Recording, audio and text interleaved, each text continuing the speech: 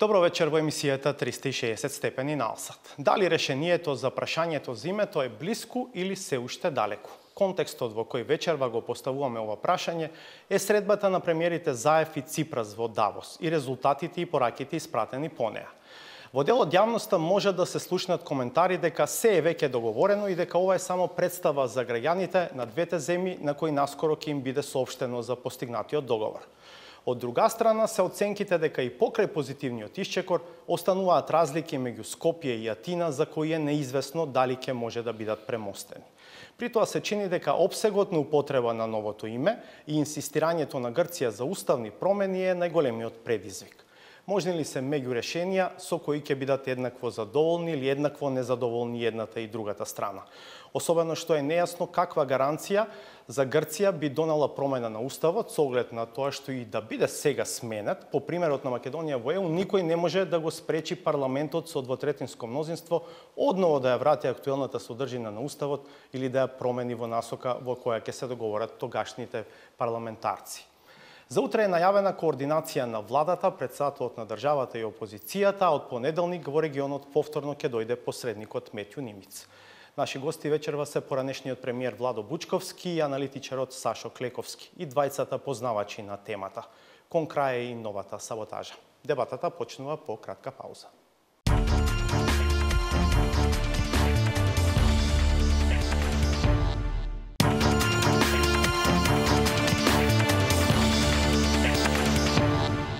Еве назад со емисијата 360 степени. Текот на преговорите за името и сигналите што ги испрати средбата Заев Ципрас во Давос се наша вечерашна тема со моите и ваши гости. Владо Бучковски, поранешен премиер. Добро вечер. Благодарам што сте со нас, и Сашо Клековски, аналитичар.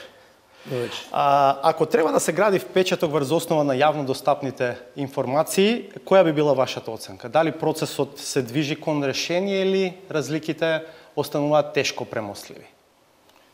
За мене делуваше сето ова што го видов на малите екрани како добро подготвена представа, каде што веројатно и тајната дипломатија до најситен детал ги имаше предвидено сите, не само изјави, туку и однесувањата двата премиери.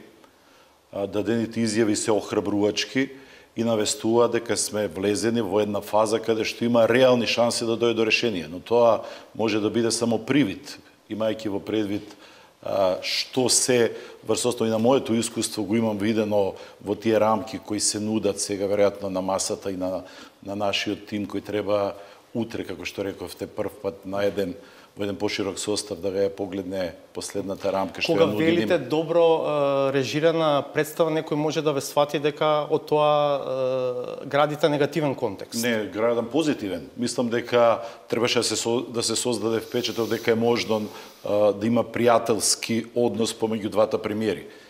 Тоа го немам видено од времето кога на почетокот од владењето на Никола Груевски, Папандреou испраќаше такви пораки и создаваше таков впечаток дека е можно да се разговара пријателски, да се бараат решенија и за ова прашање кој ги оптоварува релациите меѓу двете соседни држави. Што мислите за стапките од двете страни?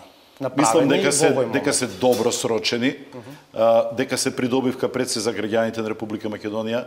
Добро е што влегуваме во втората фаза во имплементација на договорот за стабилизација и асоциација. Тоа ќе донесе бенефит за нашите граѓани, за нашите компании, ќе бидат подостапни дел од фондовите кои досега не можевме да ги користиме.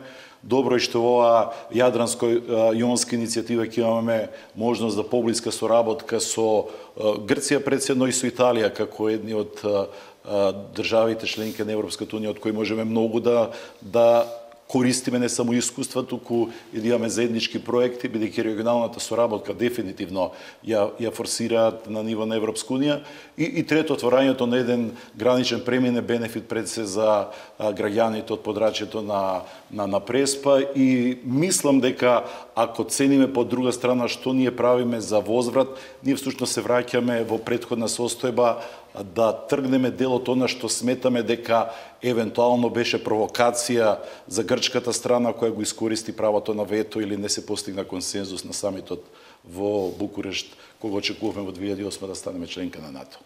Клековски, вие, ако се обидете да ги дешифрирате јавните јавните пораки. Од позади да почнам. преминувањето на аеродромот и на автопатот се случи по ветото, значи не се случи... Не е точно. Не е точно. Декември 2006 година е одлуката на управниот одбор на јавното предпријатие. Кога имплементиран? Веднаш. Во јануари 2007. Тоа е година и пол пред самитот на НАТО. Тогаш автопатот е преименуван после НАТО. И јас имам до некаде поглед дека тие преименувања беа да се искористат за преговарачка позиција градење. Бидејќи тоа е нешто што може да го отстапите без голема цена да отплатите. Автопатот е секако е 75. Секаде. И веројатно тој единствен автопат заедно со овој други од Мајка Тереза кои имат имиња, не сум видел други автопатишта. Мојата позиција е дека сепак тоа беше градење на позиција за да имаме нешто да отстапиме во натамошната фаза. Таа фаза дојде во 2009-2010, тоа беа повеќе седби на Папандреу и Груевски, кои не успеа и од тогаш ние веќе 8 години немаме комуникација на ова ниво. Самото подигање на комуникацијата на ниво на премиери повторно и префрлање на преговарачкиот процес на ниво на министри значува дека влегуваме во една зрело подготвена состојба која ќе се направи обид да се реши спорот за името, сериозен обид. Некој тоа го формулираше дека до сега можеби дел од средбите беше да се создаде впечаток дека двете страни нешто прават, а дека сега можеби стварно сакат нешто да направат. И верувам дека и лидерството во Македонија и во Грција е посветено на наоѓање решења. Меѓутоа, надвор од лидерството има останати политички чинители, останати фактори, граѓаните, кои треба да се подготват. Покрај целата близина што ја демонстрираат премиерите и министрите за надворешни работи, факт е дека јавните мненија на двете земји се многу оддалечени. Земете ги само црвените линии од господинот Милчин. Macedonian, Republic of Macedonia, Скопје. Зошто тоа треба да е референца, господине Клековски? Втор пат ве слушам како се реферирате на став на господин Милчин. Затоа што господинот Милчин е еден од тие што поддржува договор со Грција, за разлика од некои други кои не ќат никаков договор со Грција. Значи го покажувам како пример за поумерените ставови на граѓаните во Македонија. За оние 20% македонци што се спремни некаков компромис да направат, наспроти оние 80% етнички македонци за кои не е прифатлив никаков компромис. Ако за умерените, тоа се црвените линии, на другата страна умерените ми се чини почитав дека 54% од симпатизерите на СИРИЗА не прифаќаат зборот Македонија да го има во решението. Иако тој е веќе дел од решението во поранешна Југословенска република Македонија, зборот Македонија е вклучен. И на крај би го вклучил факторот на Грчката православна црква. Јас често го користам кипарското прашање за правење налоги со македонското. Во Кипар беше постигнат договор меѓу двете заедници, меѓу лидерствата на двете заедници. Тој договор беше ставен на референдуми во турскиот и во грчкиот дел. Во турскиот успе референдумот, во грчкиот пропадна не заради тоа што политичките партии не го поддржаат, туку затоа што Грчката православна црква активно работеше да го саботира референдумот, да не успее референдумот. Јас не би го подценил влијанието на Грчката православна црква и не е случајно Ципрас не одеше на седба со неја демократија, туку отиде на седба кај епископот. Може малку да полемизираме околу перцепциите во јавноста. За која тешка одлука во историјата на оваа независна земја имало мнозинска поддршка кај јавноста? Предпоставувам, немало мнозинска поддршка ниту за привремената спогодба од 95 година, уште помалку предпоставувам за приемот на оваа земја во 93-та во Обединети нации под привремената референца. За рамковниот договор 2001 исто така, немаше мнозинска поддршка кај населението, но тоа се важни мегници во етаблирањето на оваа држава, без кои што денес веројатно и ќе немавме држава, господине Клековски. Во ете, меѓутоа позициите прилично се далечни. Значи, не збориме за прифаќање или не прифаќање на делови од овие майлстоунс што ги спомена, клучни чекови во развој на Македонија. Кој патем еден дел беа спакувани во пакет на привременост. не во пакет на трајност. Сега збориме за трајност, кај што сите ќе треба да размислиме што е нашиот избор за следните генерации. Од таа гледна точка мислам дека ова малку посериозна одлука од претходните што ги спомена, каде што умерените македонци се многу различни од позициите на умерените грци. Значи не зборам за крајностите на двете страни. Иако сакам да продолжам со полемиката со вас, навистина е релативно што е привремено, а што е трајно. Ако гледате нешто во временска оска од 20 и 30 години, да, може 2, 3, 5, 10 години да се чинат привремени, но ако гледате во временска оска од 2000 години, тога што е привремено, што е трајно. Мислам дека кога збориме за трајно, збориме за опсек од 15-20 години. Еден млад писател во Македонија пред неколку години, кога беше актуелна оваа тема, јавно излезе со став, рече: ако сега е моментот да се направи компромис и да се стави некаква додавка во името, нека биде ова одлуката на оваа генерација македонци заради иднината на оваа земја. Но тоа не значи дека некои македонци по 50-100 години не може да ревидираат оваа одлука. Ме разбирате, околу привременоста и трајноста. А како ќе ревидираат? Кога тоа ќе биде меѓународен договор депониран во Обединетите нации? Имаше еден академик во МАНУ, мислам дека почина во 2007-2008 кога беше актуелна темата, се обидуваше да најде историска заснованост на дел од предлозите во тоа време и велеше Горна Македонија е античко-македонски термин. Ме разбирате? Да. По 2000-2500 години кога ова некој ќе го дебатира, ние сме сигурни дека ќе постои истата структура во меѓународните односи. Обединети нации, тоа е релативно нова, погледнато во една временска оска, велам, од 2000 години. Ме разбирате, мислам, малку теоретски. Да, колку е релативно, што е привремено, што е трајно, во таа смисла.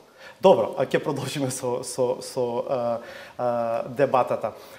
Господин Бучковски, што мислите вие за грчкото барање за промена на уставот? Очигледно е дека тоа станува сега една позиција околу која што ќе се крши оваа фаза од преговарачкиот процес, бидејќи неколку и јавни изјави од грчка страна одат на таа линија. Премиерот Ципрас во Давос спомна само ерга омнес, без да објасни што подразбира под тоа, но велам во едно интервју дадено неколку дена претходно за Етнос, јасно кажува дека името што оваа земја ќе го има во Обединетите нации не може да биде различно од уставното име. Најпрвин, за разлика од вашата филозофска тема за време траењето и за рамките, за мене е најважно да имаме одржливо решение. Значи, да биде одржливо решението, пред се треба да биде подготвена нашата јавност за евентуалните можни решенија. Грчката јавност очигледно е покомотна, затоа што преговараме за нашето уставно име и за евентуална промена на нашиот устав. Од друга страна, респектирајќи ги фактичката состојба на меѓународната политичка сцена, во меѓународните организации кај што сакаме ние да се интегрираме. И затоа прашањето веќе не е дали Република Македонија може нешто да направи барајќи времето да биде сојузник, туку мислам дека час поскоро треба да се соочиме со реалноста и да направиме една сериозна анализа, да учиме од сопствените грешки. Да видиме кога дојде до пресврт на меѓународната политичка сцена и кога ги изгубивме оние адути кои ги имавме, промовирајќи двојната формула како решение за овој наметнат спор. Значи, двојната формула, затоа што рековте, подсетуваме сега и подготвуваме нашата јавност за сето она што не очекува, двојната формула ја измисливме ние како решение за спорот, тврдејќи наместо барањето на грците ерго омнес, да има дејство кон сите членки на Обединетите нации, да биде дејството интерпартес, билатерален да биде спорот, бидејќи е билатерален проблемот, при тоа секојдневно ги броевме признавањата од членките на Обединетите нации и последното што го изброивме, веројатно беше 134 или 135 членки на Обединетите нации не признаа под уставното име. Но тоа не го реши нашиот проблем, туку напротив, дојдовме во позиција каде што веќе се отвараат и други прашања кои претходно не беа наметнати во текот на овие преговори кои траат повеќе од 24 години. Значи, промената на уставот е тема која сега се наметнува. При тоа не дефинирајќи дали тоа значи промена на нашето уставно име. Значи, едната варијанта која слушам јас уште од 2005 година, прв пат тогаш ја слушав, кога, да речеме, во преговорите, кога бевме многу силни, тоа беше пред да добиеме датумот кога ќе се расправа за нашиот кандидатски статус, тоа беше пролетта 2005, почна грците со нервозни реакции да бараат да се реши прашањето за името, испровоцирани од признавањето на уставното име од страна на Соединените Американски држави. И тогаш беа исцртани овие, да речеме, нивни црвени линии од кои тие не отстапуваат. При што постојано инсистира решението да биде ерго омнес и при тоа под ерго омнес дефинира дека значи меѓународна употреба на меѓународно. Не тврдејќи дека ние треба да го смениме уставот и да го смениме нашето уставно име Република Македонија. Дали сега станува збор за барање во уставот да биде дефинирано евентуално договореното име за меѓународна употреба кој треба да го замени ФИРОМ, односно бивша Југословенска Република Македонија, која е нашето официјално меѓународно име. И затоа е многу битно како ќе се води овде кампањата за евентуалниот референдум кој би го поддржале и власта и опозицијата, дали да го смениме ФИРОМ или да го смениме уставот при што би го загрозиле уставното име. А зборувате за варијанта на евентуална уставна промена во која што би се додала одредба во уставот која што би велела дека името што оваа земја го користи во меѓународните односи е тоа и тоа. Тоа што ќе биде договорено. Република Македонија, да речеме Скопје што навиваме, или Република Нова Македонија што сега најмногу се користи во последно време од 5 или 6 имиња кои се во оптек. Нема ништо ново. Значи само беше ново што на почетокот тоа што ни изгледаше дека е во заграда и не ни беше прифатливо на почетокот. Република Македонија во заграда Скопје со превод и на англиски Republic of Macedonia во заграда Скопје, да во 2005-та веќе грците со првата нивна нервозна реакција не сакаа веќе терминот кој ќе договориме да се преведува на англиски, туку и Република Македонија цртичка Скопје да биде онака како што некој читаше на латиница дека би се прочитало Република Македонија и почна овдека дебатите кои не одведува во друг правец, за да потоа правејќи повторно грешки и не подготвувајќи го јавното мислење и не брифирајќи навреме тогашните министри за надворешни работи или тогашниот премиер, председател на државата, во експертската јавност извлекува погрешни толкувања и од предлози кои одеа во наш прилог. Да речеме, она веќе фамозно за ексклузивитетот го протолкува дел од експертите кои потоа на наша штета. Дека на наша штета, дека не може да го користиме терминот Македонија, напротив, тоа беше дека никој нема монопол на користењето на терминот Македонија. Така што и сега мислам дека говориме немајќи во предвид што има се во рамката, го наметнавме после таа погрешно протолкувана изјава дека треба никој да нема ексклузивно право, дека со тоа ќе ни се загрози идентитетот. И мислам дека самите го наметнавме пред 8-9 години прашањето за идентитетот, бидејќи според моите информации не се променило ништо во рамката, никогаш не се преговарало за идентитетот. Туку ако договориме име за меѓународна употреба и тоа биде впишано во прилогот апендиксот кој е дел од документите на Обединетите нации, тамо се дефинира јазикот на државата која би се викала онака како што би се договориле во меѓународните односи или меѓународните релации. На ниво на Обединети нации, при тоа никој пат не се влегуваше како билатерално ќе се однесува другите држави кои го признале нашето уставно име, кое веројатно и тоа сега се промени според последните информации што истигаат спорадично. Така што мислам дека темата за јазикот и за нацијата треба да ги тргнеме настрана, треба да видиме што е сега оваа тема која се наметнува, што би значило промената на уставот. Да речеме, за мене е неприфатливо да го промениме нашето уставно име.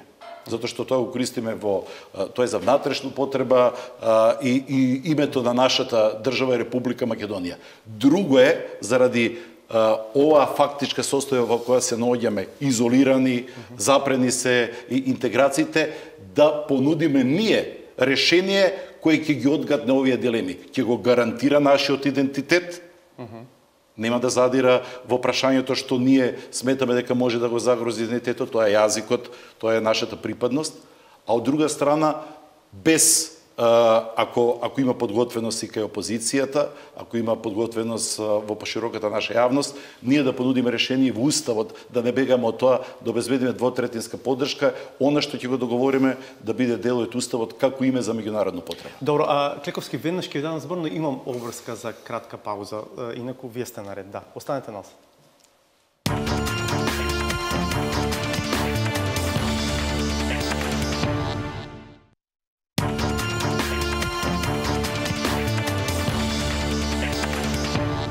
Се разви, верувам, интересна дебата. Тема е прашањето за името. Во студиото се поранешниот премиер Владо Бучковски, аналитичарот Сашо Клековски. Клековски е наред да продолжи полемиката. Зборувавме околу барањето на Грција, решението да вклучи и промена на Уставот.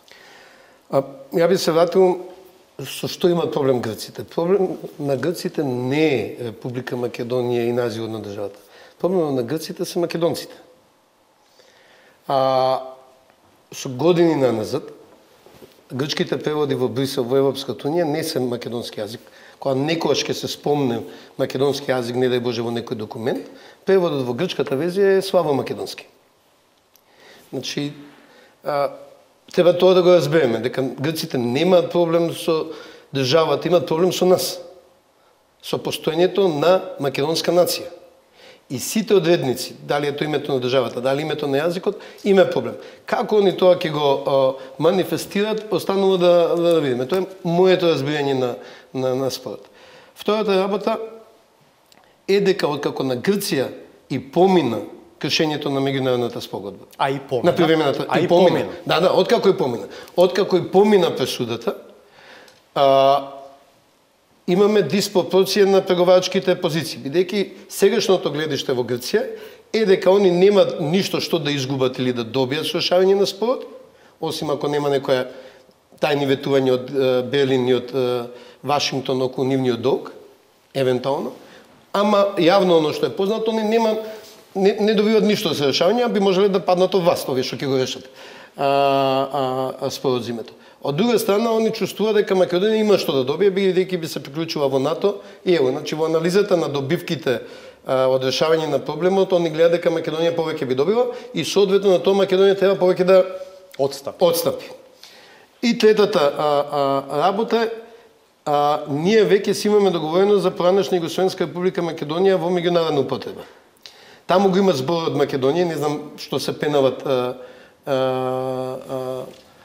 десничарите и црквата во Грција, бидејќи ние веќе во договорот го имаме Македонија и тука нема што да ние па чувствуваме дека сме добиле нешто што ќе го има зборот Македонија во идното име, пошто сега го има во овој момент. Меѓутоа, илузијата наша дека ние ќе поминиме со договор во кој ќе замениме само меѓународната употреба, мислам дека е невозможно. Зошто? Затоа што грците веќе тоа го имаат. Зашто ќе преговарат грците? Забереме да го заменат со Република Македонија Скопје? Не. Значи, они мора да добијат, поради анализата на кој добива, кој губи во спорот, они мора да добијат нешто повеќе од приема во меѓународна употреба. И сега тука е умешноста на барањето на возможното. Јас сум на став дека промена на Уставот, за да се смени уставното име, нема да помине во ниеден смисла. Ниту во подржувачите на сегашната влада, а уште помалку во опозицијата.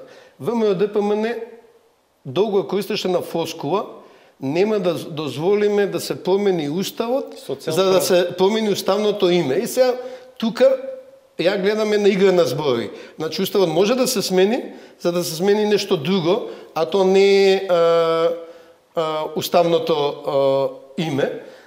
Значи, толкувањето за некоја меѓузона би било дали во Уставот може да се регулира меѓународното име, бидејќи колку што ми е познато од преговарачките процеси од пред 10 години, пошто новини нема во процесот, кај се стигна до 2008-2009 се стигне, и после тоа се циркулира старите идеи. Нови идеи нема, осим Нова Македонија, која е нова идеја не спомената до сега. А тоа е дали на пасошите,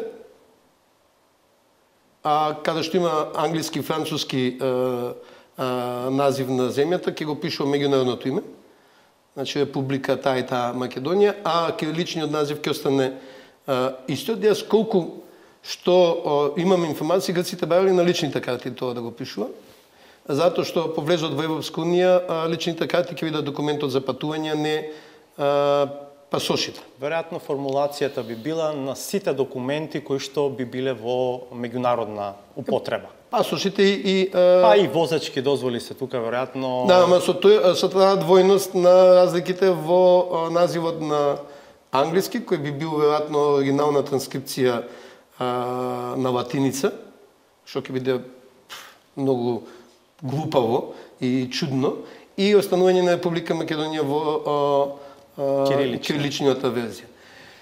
Значи, Иако тука ќе ни се појави сега и домашно прашање, бидејќи припадниците на албанската заедница имаат право на пасоши, лични карти и други документи кои што имаат друг образец, да. Но веројатно ќе се најде. Меѓутоа, ја би расчистил со озијата дека грците моментот преговарат за БРМ да го заменат со нешто друго, пошто тоа го имаат. Ти не преговараш за нешто што веќе го имаш, баш нешто повеќе. Прашањето која е умешноста на нешто повеќе, и второто, односно последното прашање што можам да го потегнам јас, за мене можеби многу поважно е кога ќе стапи во сила евентуалниот договор. Што мислите по тоа? На линија сте на оние предлози на Гералд Кнаус за фазно влегување на решението во сила? Еднашка сме предени од грците. Еднашка веројатно повеќе пати. Ама е последниот пат со кршењето на привремената спогодба. Ќе бидеме многу глупави, екстремно глупави, ако дозволиме по втор пат да бидеме предени. Како нема да бидеме предени? Да евентуалниот договор, целосната примена на договорот, влезе во сила денот кога ќе станеме членка на Европската унија. Ние секако мораме да одиме во фази, нели? Први се фазите на мерки на градење доверба, кој почна во Давос да бидат презентирани. Вториот очекува најверојатно ќе биде меморандум за добро соседство, бидејќи и со Грција, како и со Бугарија, пошто имаме отворени прашања, ќе мораме да подпишеме договор за добро соседство. Јас верувам дека во основа првиот очекува ќе биде меморандум за добро соседство, да потсетам, само понуди пред неколку години меморандум за добро соседство, каде што беше наведено дека ќе биде Република Северна Македонија за севкупна употреба, и нашата влада не ни го коментираше тој предлог. Меморандумот за добро соседство може да биде основа за да се каже вака ќе го решиме спорот, што може да го купи времето. Што е проблем? Немаме време. Овој прозор веројатно е до април, мај, најмногу ете до летото отвор. Ние немаме време сите детали да ги спроведеме и да ги договорат и да се веќе договорени. Секако во спроведувањето ќе имам многу работа. Премиерот знае дека рамковниот договор, сите рокови беа пробиени. Договор имаше, потоа сите рокови беа пробиени. И овој договор, мислам дека влегува во тој език. Ако ние со меморандумот за добро соседство го договориме начинот на кој ќе биде направено сето тоа, може да настане членството во НАТО, што многу битно ќе влие на евентуален исход на референдум во Македонија. Пошто веќе ќе се покажува дека грците покажуваат добра волја да не откочат во процесот. Меѓутоа крајното, ако евентуално се договориме било што да чепкаме во уставот, тоа не смее да стапи во сила пред да станеме членка на Европска унија. Грција ќе биде многу мотивирана да не подржи на патот кон Европа, затоа што дента која ќе станеме членка би го промениле уставот, евентуално, зборам за евентуално. Второ, се заштитуваме од можноста да го смениме името за џабе, заради трета страна. Во Холандија десницата свика референдум за договор за стабилизација и асоциација на Украина. И на референдум се отврли. Кој нас ни гарантира дека ние ќе смениме име и утре дента некоја десница во некоја европска земја нема да побара референдум? За НАТО ќе биде веројатно полесно, поедноставно, побрзо, очигледно и видливо, но за ЕУ да извагаме придобивките. За мене клучната придобивка е европската интеграција, не е НАТО. Да, Бучковски, може ли решение на ова грчко барање да биде тој член 118 кој што веќе го споменувавме во едно издание од оваа емисија од уставот, според кој меѓународните договори ратификувани во согласност со уставот стануваат дел од внатрешниот поредок, правен поредок, и не можат да бидат менувани со закон. Нели е тоа посилна гаранција, да речем, за Грција, дури од уставна измена, бидејќи во генералната најава ја начнав таа дилема. Уставот е внатрешна конвенција на граѓаните на оваа земја и со 2/3 во парламент устав се менува. Значи, кога ние се обидуваме, одиме веројатно во една анализа која е добре дојдена и за нашите преговарачи. Се обидуваме јас од делот тоа што го говори и Клековски за временската рамка, кога би ги влечеле чекорите, имајќи негативно искуство како ја применуваше привремената спогодба Грција, сметам дека можеме да искористиме да биде нашето барање да имаме ние дополнителни гаранции. Дека Грција нема при промената на власта да посегне повторно при евентуално вето и да ги загрози нашите аспирации, ние веќе сме ги направиле одстапките кои се договорени. Но во секој случај мислам дека оние кои преговараат треба да ги понудат најелегантните решенија. Ова е елегантно решение што не значи промена на уставот. Но ние тргнавме од најтешката варијанта, што би значило ако се бара од Македонија да го промени уставот. По секоја цена.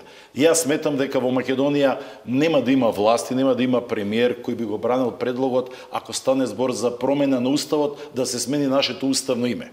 Ние да ги подсетиме помладите, еднаш го сменивме по Лисабонската декларација нашиот устав, сметајќи дека на тој начин ќе спратиме сигнали дека сакаме да бидеме добри соседи, да градиме пријателство, кога го променивме нашето државно знаме, знамето од Вергина, и кога го редефиниравме еден од членовите кој говореше за грижа. И тоа заврши работа за таа фаза. За таа фаза заврши. Значи, кога нешто бараат грците, значи веќе тие се повикуваат на нешто што претходно го добиле во преговарачкиот процес. Затоа ние треба да бидеме крајно внимателни. Ја затоа, кога прашав на почетокот дали изгледа дека сме блиску, да, по насмевките на премиерите изгледа дека сме блиску и тоа е за поздравување. Така се гради доверба. Но од друга страна, кога ќе се соочите со оние 4 страни кај што е дадена рамката, ќе видите дека 2/3 од тие работи се неспорни и тие може многу лесно да се договорат. Каде што не се навлегува во детали дали пасошите, возачките дозволи или личните карти. Се подразбира тие дека се за меѓународна употреба, ќе треба ние да биеме битка во нив да биде и нашето уставно име. Тука ќе биде, но имајќи во предвид дека со законот за јазиците имаме и друг јазик, а лимитирана е можност на еден пасош да има толку, ќе треба да бидеме рационални, значи до абсурден е спорот и затоа ќе се соочат и оние кои преговарат со абсурдни теми за кои ќе треба да се изгради став. За мене е клучно да во овој момент овде се отвори дебата на ниво на лидери на политички партии за поздравување утре што ќе има средба. Многу се битни какви ќе бидат одгласите од таа средба. Она анализа што ја прави Клековски за грчката политичка сцена, мислам дека тоа и вешто го прават и грчкиот премиер и министр за надворешни работи.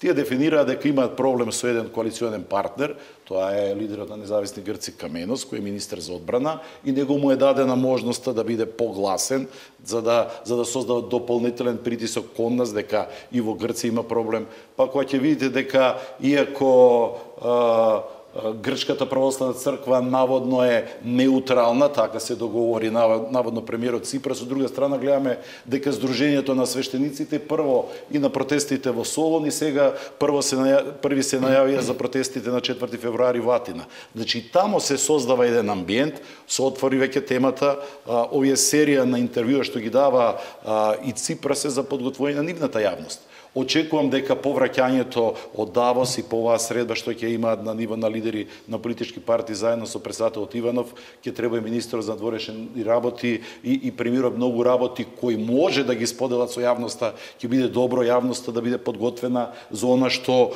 го имаме како рамка, но при тоа да не се остави впечаток дека Република Македонија има нешто што го крие како адут. Ние нашите црвени линии, зависи како кој ги дефинира, ги редефиниравме во изминатите 24 години колку што трае овој спор. Ние реално, јас не мислам како Клековски, ние не преговараме за нашиот јазик и за нашата национална припадност. Ние преговараме според рамката која имаме за привремената референца за името под кој ќе биде примени во Обединетите нации. Но сепак рамките на НИМИЦ содржат одредници и за јазикот и за државјанство. според мене, ќе го зацврстат нашиот идентитет и ќе ги отклонат сите овие дилеми. Значи, од тие рамки што јас сум ги гледал и мислам дека во тој дел нема отстапки, затоа што ние говоривме во практичната примена, дај Боже ние да бидеме членка на Европската унија, кој ќе биде нашиот премиер, на кабината кај што ќе биде преведувачот, ќе стои на кирилица напишано на македонски или сега според законот за јазиците и на албански јазик веројатно ќе пишува македонски. Прифатлива ли е за вас одредница за јазикот македонски напишена на латиница вака во оригинал како што се изговара и пишува на македонски во англиска реченица I speak македонски language? Значи, нашата преговарачка позиција, имајќи во предвид дека тоа подолго време ќе стои на масата, го знаат како една од алтернативите. Другата алтернатива мислам дека би било полоша од ова, што евентуално би ги користела формулациите кои се користат во некои меѓудржавни договори. Значи ние се што правиме. И овој договор што го подпишавме со Бугарија, можеби добра аналогија прави Клековски. Тоа има импликации при евентуалното договарање со другите држави. Добро. Значи ние во овој момент е битно дека покажуваме активна улога, дека ја имаме зад себе, барем во овој момент, силната поддршка на Европската унија и на Соединетите американски држави, кои може да бидат клучен фактор во даден момент ако се крши работата и за малку не може да се договориме. Затоа што ова, според мене, атмосфера која се создава, ќе трае од 3 до 6 месеци, не повеќе. Потоа веќе по завршувањето на летото, грците ќе бидат со мислите за новите избори, 2019 е изборна година, ние веќе ќе почнеме да говориме кои се председателските кандидати, ќе мислиме за нашите председателски избори, значи ова или сега се доведува во некоја фаза каде што е можно решението, а мислам дека се прави сериозен напор да се дојде до решение, но во крајен случај не по секоја цена. Значи, вака како што ме прашавте вие, дали еве јас да сум во позиција да одлучувам и да сум во парламентот, дали би гласал да имаме двотретинско мнозинство за промена на уставот, што би значило промена на уставното име, јас не би гласал за тоа. Така. Клековски, вие што мислите за непреведливите варијанти и на името и на придавката, особено таа за јазикот? Значи, сепак се преговара и за јазикот. Јазикот е дел, неспорно, од рамките на предлозите на Нимиц. Но пак е прашање, еве, интересно е за дебата, зашто се преговара за јазикот? Ако имаме согласност дека при евентуално утрешно членство на оваа земја во ЕУ, јазикот ќе биде означен со македонски на кирилица, бидејќи тоа е формулата. Ја би преферирал тогаш на кирилица да биде, како што го нарекуваме. Него смешни транскрипции. Ја немам проблем да пишува на кирилица македонски, како што е. Значи, ја го поддржав договор за добрососедство со Бугарија, вклучувајќи формулацијата македонски јазик спрема Уставот на Република Македонија, бидејќи беше изедначена со бугарски јазик според Уставот на Република Бугарија. Што им помогна на бугарите да дојдат до нешто што им е многу тешко да го признаат, дека постои македонска нација и македонски јазик. Да, од Аслом наум, ама они дојдоа до некаква позиција на признање дека сега има македонци. Грците се светлосни години далеко тоа.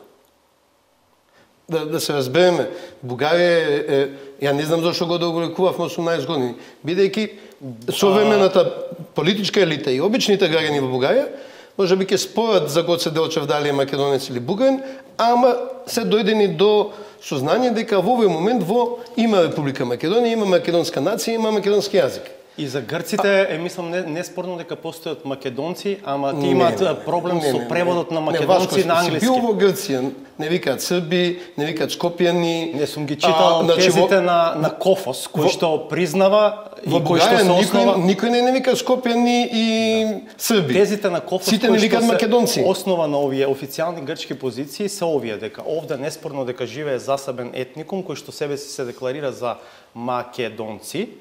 Но проблемот грчки е во преведувањето на тоа македонци на другите јазици. Вака, тоа е нешто што може да се релативизира, бидејќи ние можеме да кажеме како сакаме да не викаат, а другите ќе не викаат онака како што им е вообичаено во нивните јазици. Deutschland е називот на Германија според уставот на Германија. Ниеден друг Бундесрепублик Deutschland. Ниеден друг народ не ја вика во ниеден друг јазик не е Deutschland. На англиски е Germany, како што и на македонски Германија, во словенските делот, словенските јазици е немачка или Немција, Алемања нема тие исто? Тоа е во француските, во романските јазици. Истото за Јапонија. Нипон по уставот на Јапонија. Никој не ја вика Нипон. Да не збориме за Суоми, Финска. Никој не ја вика. Значи, ние, тоа што е вообичајна пракса, можеме многу малку да влијаеме како другите ќе ни се обраќа. Дури за пријателските нации како Турција, ова се уште е Румелија, затоа што такво било 400 години. Прашањето е дали мислиме дека грците се спремни тоа суштински да го признаат. Ајде ќе им помогнеме на кирилица нека го пишува. Не мора тоа на латиница ми е, не знам, веројатно некој смешен компромис, нека го пишува на кирилица македонски. Дали кај грците е тоа одржливо или е неодржливо? Ја мислам дека кај грците не е одржливо, земајќи ги позициите на сите други партии кои се во опозиција во моментот. Затоа е прашањето да се извага внимателно тоа. За мене дефинирањето на јазикот е клучното за одржливоста на договорот, бидејќи ако они се спремни да го признаат јазикот како македонски, како што бугарите го признаат со сите огради, тогаш можеме да дојдеме до нешто што е одржливо и полесно да преговараме за другите работи. Секако елементите ги знаат преговарачите, деталите од тоа ги знаат преговарачите и не знам дали на грците им е суштински прифатливо дека ние постоиме. Јас мислам дека не им е прифатливо. За разлика од бугарите, на кои им е суштинско прифатливо дека сега ние постоиме. Што бил Сандански ќе збориме. Јас пообратно мислам. Дека за грците е неспорно дека овде има еден етникум кој што е различен и од бугарскиот и од српскиот, а за бугарите е тоа спорно. Не, вака, значи, они се окей со славомакедонци и славомакедонски јазик. Нешто што 44-та комунистите го имат дадено на снов. Сега они, десницата го промовираат тој став, ама тоа е 70 години too late, предоцна. Ако тоа на прадедо ми во Грција му било окей, сега е предоцна за такво решение. Они имат собствен наратив. Никола Димитров многу добро го знае наративот на грците, затоа што татко му е еден од главните поборници против антиквизацијата во Македонија, затоа што во Костурско, во нивна западна Македонија, антиквизацијата е употребена за асимилација. Да, вие сте македонци, тоа во Костур Левин и Воден најмногу користено. Да, вие сте македонци, од Александар Македонски, ама Александар бил грк. Тоа е наративот во Грција. И они за нив сметаат дека се македонци и не можеме и ние да бидеме македонци. Ние можеме да бидеме славо македонци. Добро, ќе одиме на уште една пауза, а понеа финалето евентуално околу тоа дали дома сепак е возможен консензус, долшеве овие некои линии кои што вечерва ги дебатираме. Бидете на осад.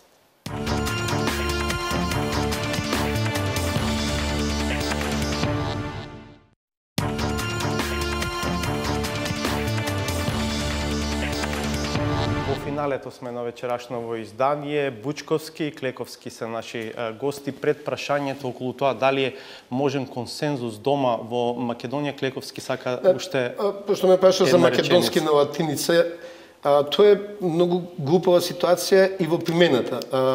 Употребата на називите на езиците е со ИСО стандарди одредена. После тоа сите други се повикуваат на тоа. Таму е задолжително јазикот да се наведе како се вика на англиски и на француски. Значи има како оригиналниот назив на јазикот и после тоа се дефинира како е на англиски и француски. И таму се дефинира спрема тоа како во таа земја, во Англија и во Франција, како ги викат тие јазици, не како пишува некој договор. Така да има многу детали кои веројатно е невозможно до април да ги следиме.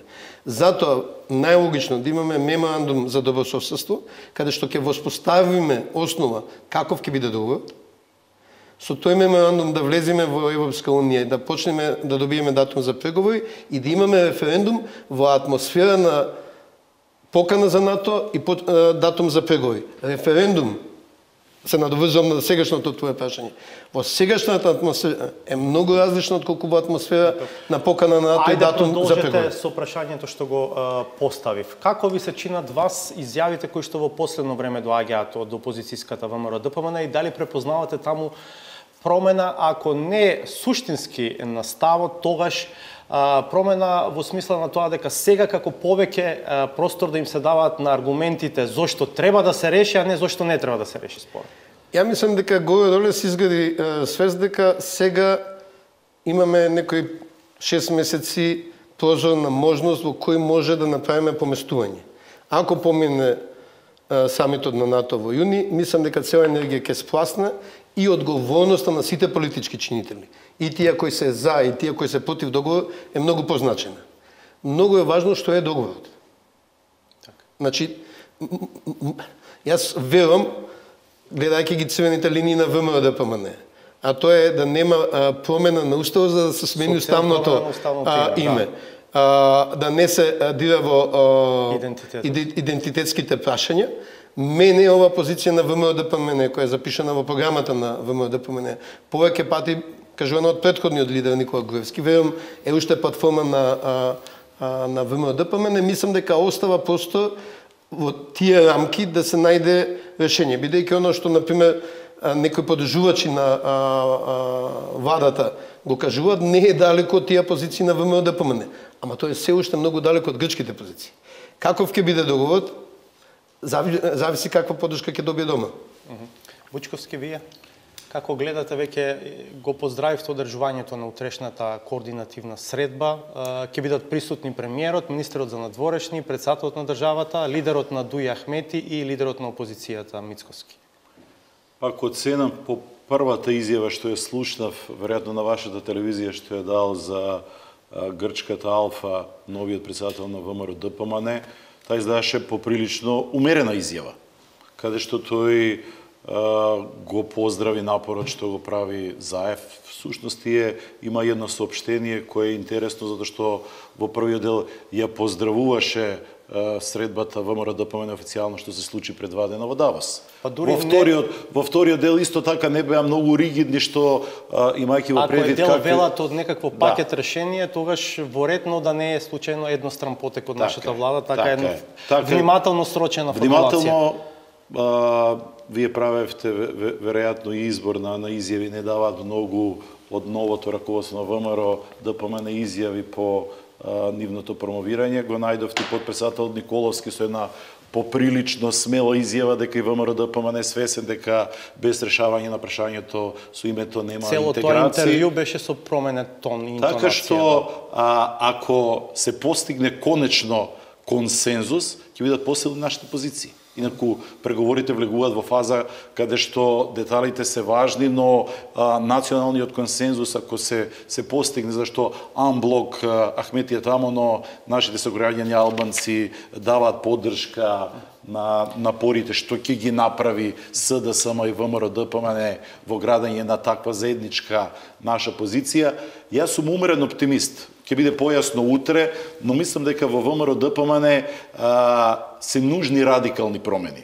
Затоа што ако останат на онаа реторика, да ве подсетам и вас, Груевски пред да си замине тврдеше дека дошло до промена на власта за да дојде Заев и новата коалиција за да го промени името. Со таква реторика ние не можеме да изградиме национален консензус и додиме понатаму. Тоа се насловите на Курир. Ако нешто треба да препознаваме, гледам од време на време не подсетува што предвидел Груевски. Но од друга страна мислам дека постои шанса која треба да се искористи. Но добро, тука нормално дека реториката на ВМРО-ДПМН може ќе биде да се кај некој поен како што ние демократија гледам прави се да ќе некој таму таа е крева цената секој ден. Клечковски, знаеш што во крајен случај говориш и ти треба да се договори било какво решение и да постигнат и Груевски, односно и Заев и Мицковски, ќе треба да се договорат заеднички да го бранат тоа пред граѓаните при евентуалниот референдум. Затоа е клучната поента е, мислам дека дури 10 пати се седна Груевски со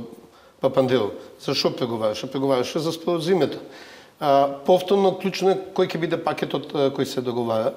Веројатно ќе биде појасно после лидерската седба кај председателот.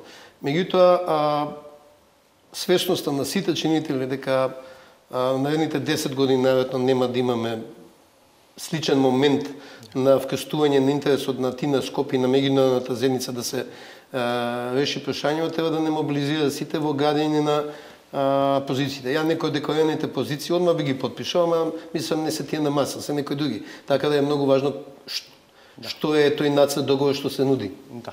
Но и треба да се има на ум Клековски дека од позицијата која имавме во 2005 кога имавме шанса да го затвориме ова прашање, не собравме храброст, тоа беше пред да добиеме кандидатскиот статус, кога сметавме дека нема никаква пречка да влеземе под привремената референца, се сменија околностите.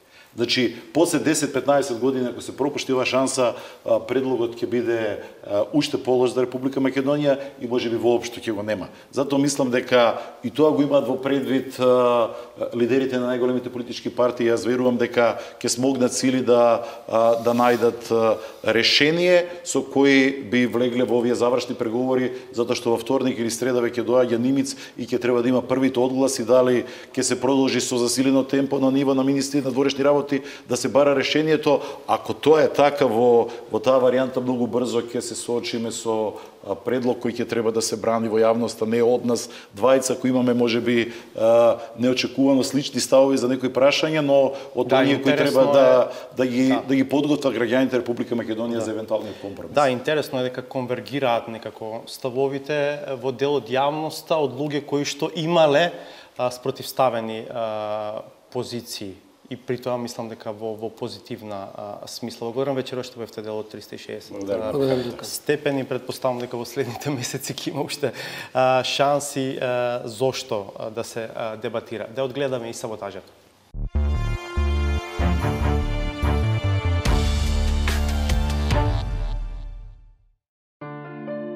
Судирот на левицата, особено меѓу шарените соборци, постојано ескалирано, не само поради разликите во идеолошкиот пристап, туку и поради чувството дека комодитетот што го предизвикуваат привилегиите на власта, директно придонесува да се заборават принципиелните заложби зад кои би требало цврсто да стојат експонентите на битката за уривање на секој режим.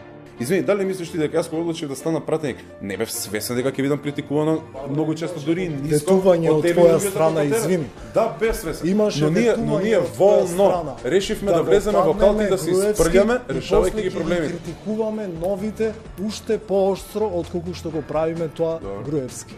Тоа ти не го правиш, тоа ние го правиме. И сега тоа е разликата помеѓу мене и тебе. Разликата е и повеќе од вочлива, бидејќи со ништо освен со позиционирањето во државниот апарат не може да се оправда толку лесната промена на ставовите кај оние за кои се мислеше дека цврсто се држат до нив. Даночната обврска која беше критикувана како неправична, наеднаш доби пофалница за одредба со одличен квалитет. Проблемот тука беше што на некој начин се одоначуваат малите субјекти, тоест оние што остваруваат мал промет, тоест сиромашните, со цел да се наполни буџетот, а не се одоначуваат побогатите. Со ова обврска да се плаќа ДДВ на прометот, што надминува, ако лицето остварува промет над 1 милион денари, практично не се даночат сиромашните или најголем дел од луѓето, се даночат најбогатите 1% од луѓето. Но не се менуваат само оние од власта, неверојатна трансформација се гледа и кај опозицијата и покрај тоа што навидум гласно се бунтуваат против законот за јазиците. На мала врата нивниот интелектуален крем со уставотворен пандишпан, јавно конфронтирајќи се со ветото на гласниот молчаливец од Водно и со полуписмената одбрана на мајчиниот по социјалните мрежи. Тврди дека нечие остварување на стекнато право нема да го засегне ниту јазикот, а камоли идентитетот на главниот. Добро што владата се обидува да го реши проблемот на употребата на јазиците во делови и во области во кои тој не се остваруваше, правата на употреба беа признати. Вие сте можеби првиот представник на ВМРО ДПМН што мислам кој што е дел кој што го поздравува овој закон, ако така можеме да Морам да ви кажам дека не знам дали сум прв, втор или во која ми е позицијата, но тоа е моето мислење. Со сличен став, ама за она другото прашање се произнеси новиот лидер на опозицијата. наспроти неговиот претходник кој на тоа го билдаше својот политички рейтинг, давајќи карт бланш наследникот на постот пушти отворен пас, свесен дека и нему ќе му биде полесно, а ситуацијата почиста, доколку друг го реши проблемот. So we are encouraging them, guys, please proceed to find a solution. Оние пак поискусните, постарите момци, не само што гледаат благонаклоно, туку чувствуваат некаква посебна силна енергија во двојката од Давос која според нивниот впечаток дури ја преминува границата на вообичаените односи. Нивното поздравување, нивната средба, срдечност, тоа зборува не само за некое позирање пред новинарите, туку за подготвеност на двајца мажи. Ќе го слушнеме и тој предлог од одредени извори непристоен. Тоа недостасуваше во овие сите претходни години, бевме некако во некој грч, а вакви работи не се решаваат во грч. Ќе нешто тоа пристојно, сите сметам дека сме доволно умни, паметни. Трифун малку поемотивно тоа го интонираше, и ако хемијата меѓу нив двајца е во ред, тогаш може и да се дојде до посакуваниот резултат. И на крајот, се може кога се сака, дури и во исто време да се биде на две места. По кој пат се фрлеш? Втори пат. Кој пат го фаќаш крстот? Трети пат. Хемијата ќе мора да профункционира од и кај нас, и со физиката имаме сериозен проблем. Гледавте 360 степени, толку за вечерва. Се гледаме в понеделник од 22:30. Пријатно.